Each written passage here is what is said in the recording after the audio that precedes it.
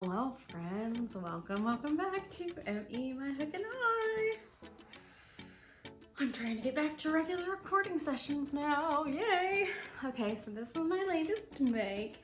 I have some yarn acquisitions. My dog is giving me the side eye. And also some cool like pattern acquisition things. And I'm just realizing I just tried out these new, I'm allergic to a lot of mascaras.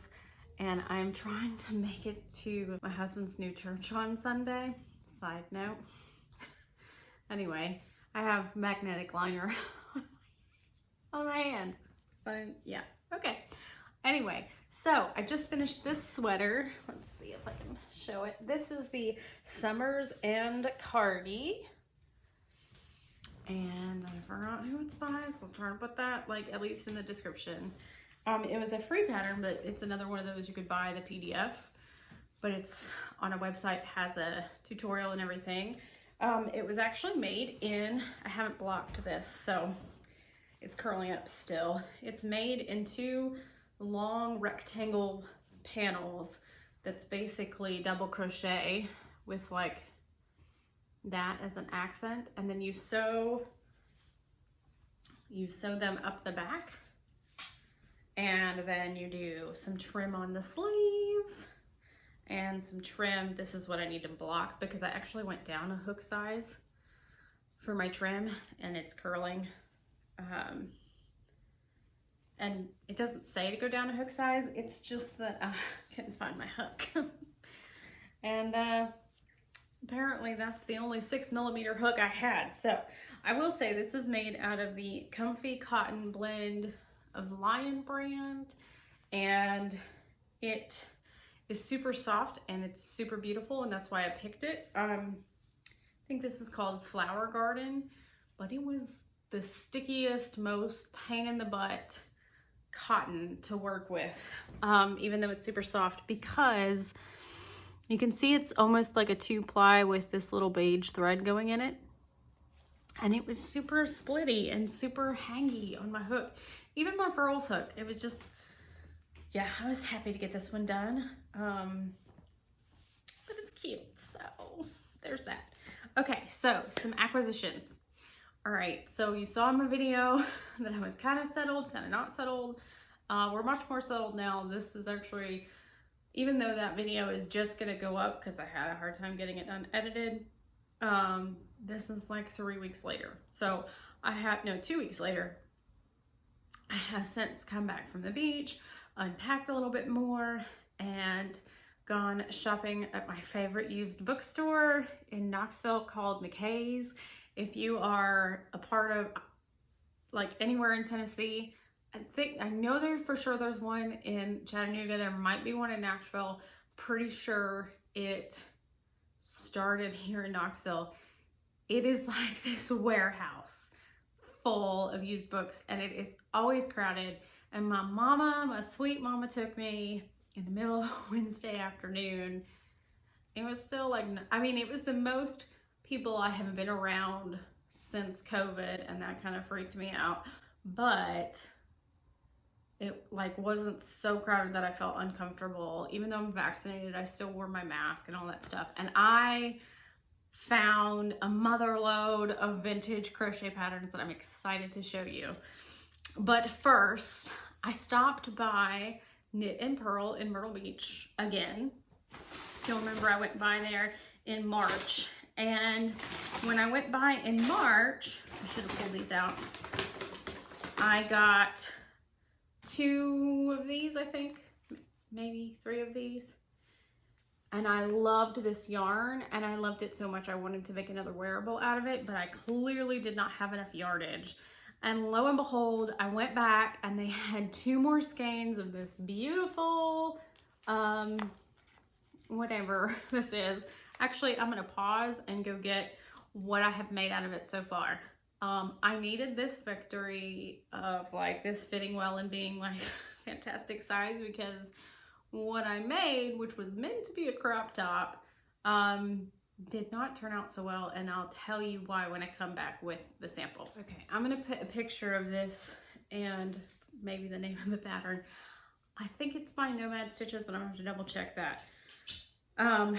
It is supposed to be a crop top with, I'm gonna put a picture like right here and show you, like obviously I'm not as skinny as this girl and I was gonna make it much longer and not quite so cropped, but I was gonna do the V in the background because even though I have 4 balls of this now, there is still only, seems like I was only gonna have like 960 yards and I was scared that that wasn't gonna work, which was the other reason that, well, anyway, obviously this ended up being way too cropped. Like there's my belly button.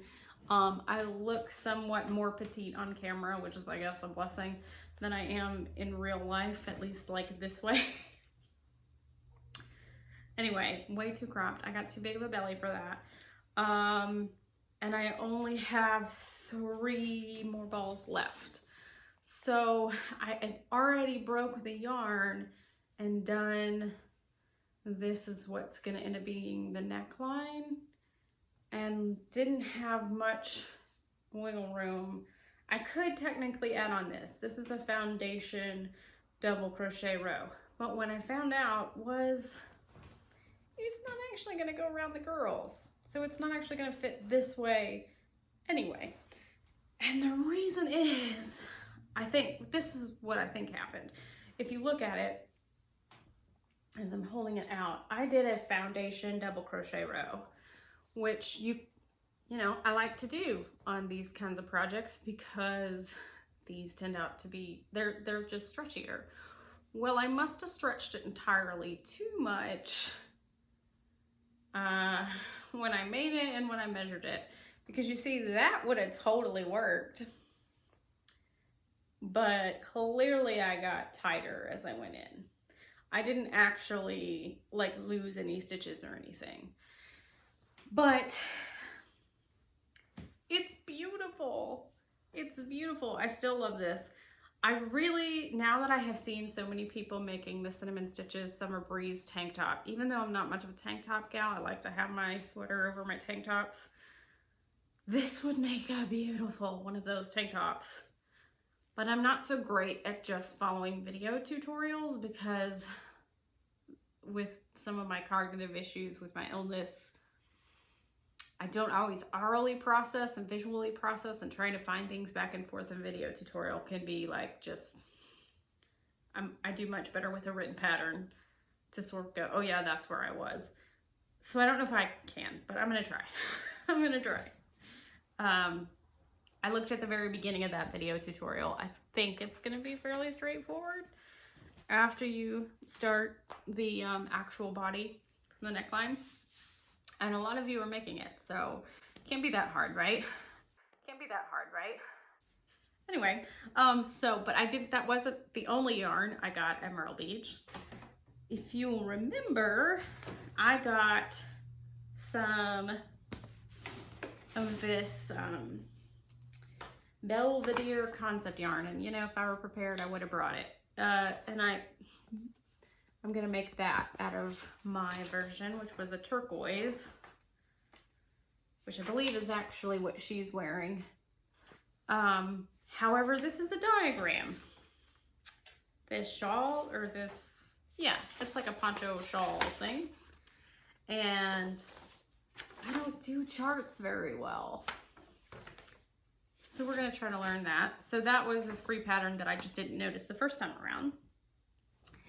And if you'll remember that video, which I'll try to remember to link my first trip there so you can see what it was like. I still love that place. There were tons of people there sitting this time, socializing and knitting. And I was like, there was this one lady and they're all sitting there knitting. Most of them are knitters. And this one lady's like, my mom's dog died yesterday. And everybody around the table does this collective, oh, I'm like, these are my people. They left dogs and yarn. And I'm really sorry for that lady's mother who lost her dog. Anyway, I felt like I was in the right place. Anyway, I had to this time get some Malabrigo. I mean, I got two.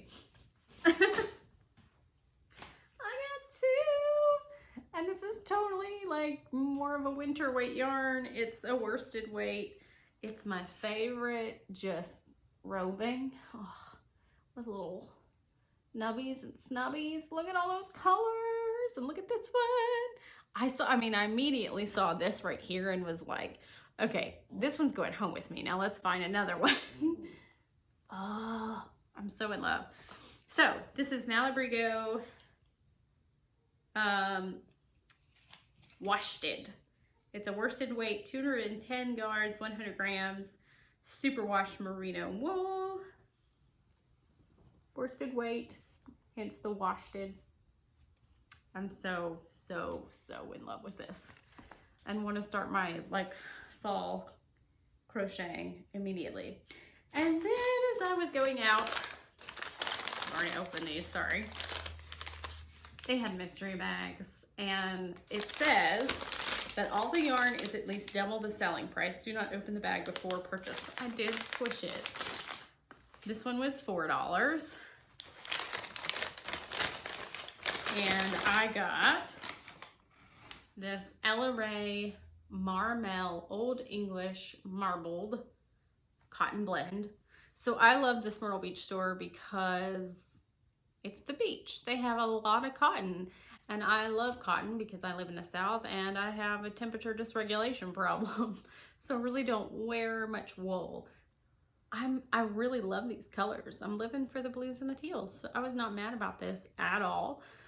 However, I don't know what I'm gonna do with just one skein of it. Maybe like a cute little crochet necklace or something. I don't know. It's 100 grams, 273 yards, 58% cotton, and 42% acrylic. And this is the colorway Rose Quartz, even though I don't technically see much. I mean, it's pulling out more pink tones in it than I'm actually seeing. Maybe because it's all the pink tones in my sweater. This is primarily blues and grays, which is kind of a quartz thing, but not a rose quartz thing. I don't know, maybe it's not labeled correctly. That's an interesting color name for that. And then I got one more mystery bag because I'm a glutton.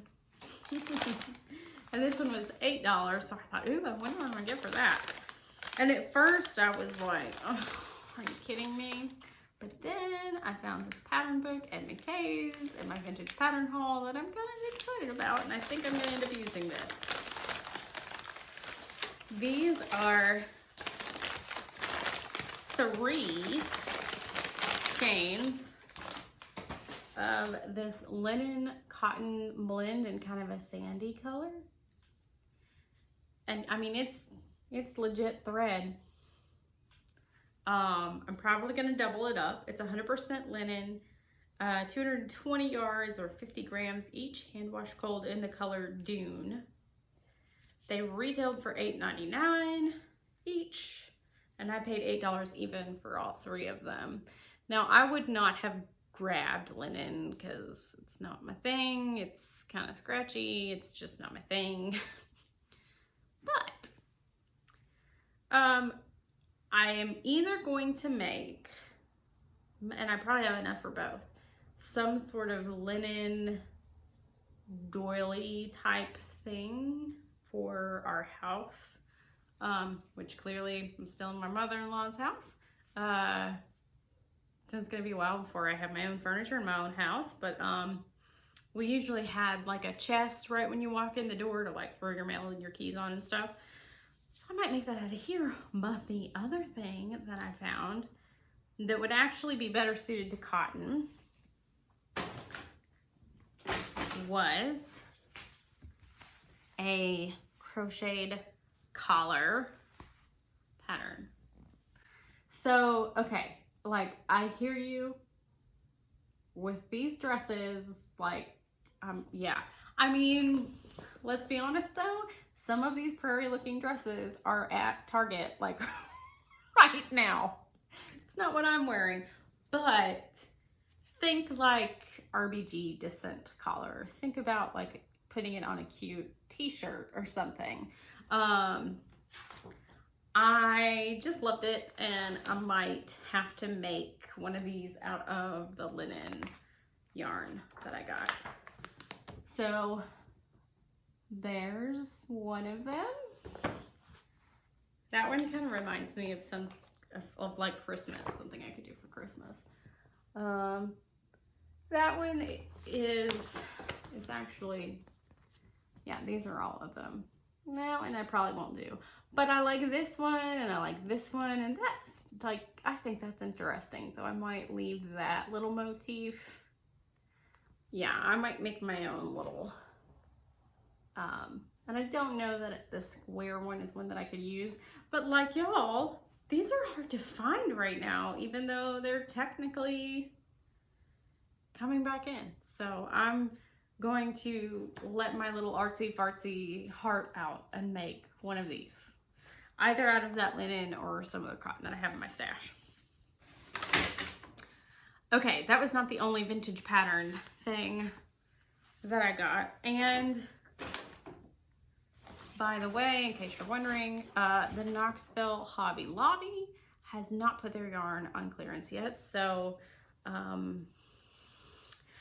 still have that to look forward to. And I just found out that the church admin secretary at our new church that my husband is now working at also happens to work part-time at Hobby Lobby.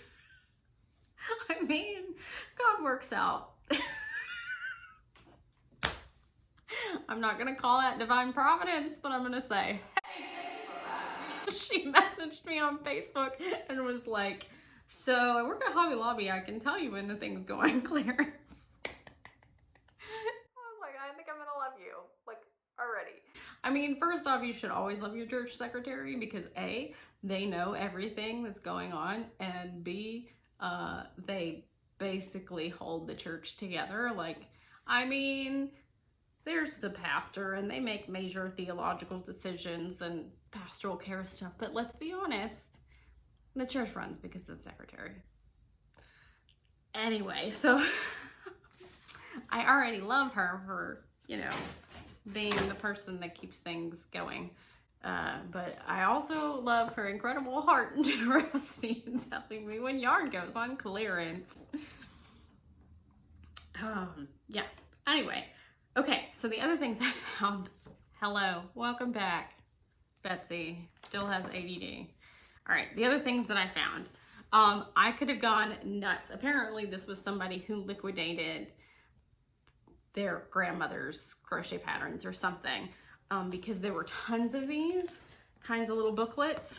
And by the way, the one that I just showed you and all the ones except for the book that I'm about to show you were 25 cents each. I was so happy. Oh, okay.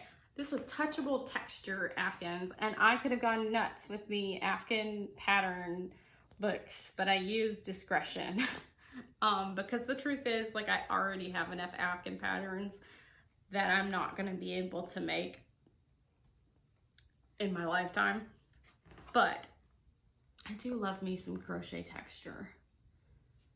And I particularly liked this one, which is a square motif, but look at the trim around that. I really liked that. And some of these had a very Celtic look to them, which I liked. Let's see. So that one's called Whirling Wheels. So it's a circular motif that kind of transforms into a square and has popcorns and baubles and just all kinds of beautiful things in it. This one looked like it would make up quick, and it's also pretty. So that was the other thing I was thinking, was if I had a blanket that I needed to just make quickly, that one looked like it would work.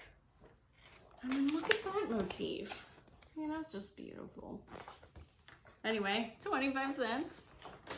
And then I have a ton of variegated yarn in my stash. I tend to gravitate towards variegated yarn, and I don't know that I ever pick up enough to make a blanket out of variegated yarn, but this was a specific pattern book for making things with variegated yarn. And I thought, hey, maybe that'll help me pick some stuff up. So, let's see, this one looks like it was newer. Let's see when it was published.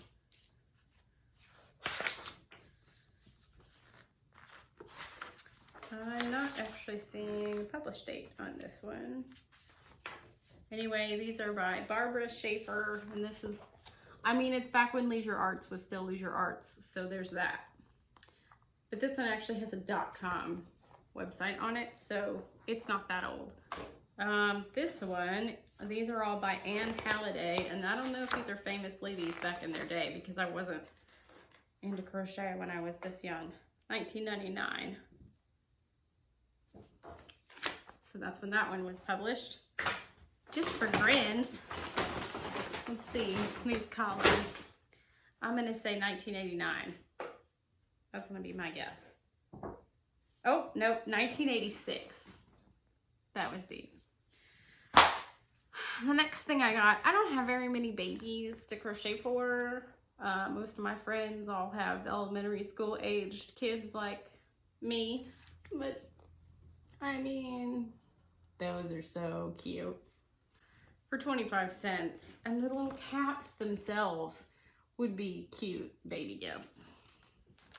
So this is 6 sacks and 6 hats. You know, this one is obviously a fairly new, still Leisure Arts though. I wonder when did that merger happen? This is by Kim Cottery. She's a freelance designer and Craft Yarn Council of America certified instructor, which I always thought that would be fun to do, just for funsies, go through that program. I don't see a copyright on this. 2011, so that's fairly recent. But this, I mean, this pattern that I'm about to show you exists all over the internet. I did not need to get this. I got this for the nostalgia of it. It was published in 1974. An original granny square blanket. I just had to. I mean, those colors are so 1974 and I'm living for it. And it was 25 cents and I had to get it. So, I mean, there are chevron and granny square blankets for free everywhere. But I just couldn't not. I mean, I just want to frame that and put it somewhere. It reminds me of all the people who've come before me making the same blankets. Anyway, I just loved it. And speaking of granny squares, this book for $3 is The Great Granny Crochet Book. And I'm not sure who Caroline Tyson is, but she has, there's a phone number there. She has some really mad calligraphy skills. So, that's exciting. This was published. This is the American School of Needlework presents The Great Granny Crochet Book. I mean, how could you not get something like that? This was published in 1979. So, we have Granny Afghans. So there's that one. There's like a snowflake looking motif, a flower motif. I know I'm doing these like, look at that. Isn't that interesting? I don't know that I've seen those shapes. And then we've got some Grafkins that are called picture Afghans. So I wonder when Grafkin became a thing, but we've got charts and things. And big deal, we've got some color pictures in the center. So our predecessors to amigurumi maybe are these crochet granny square toys.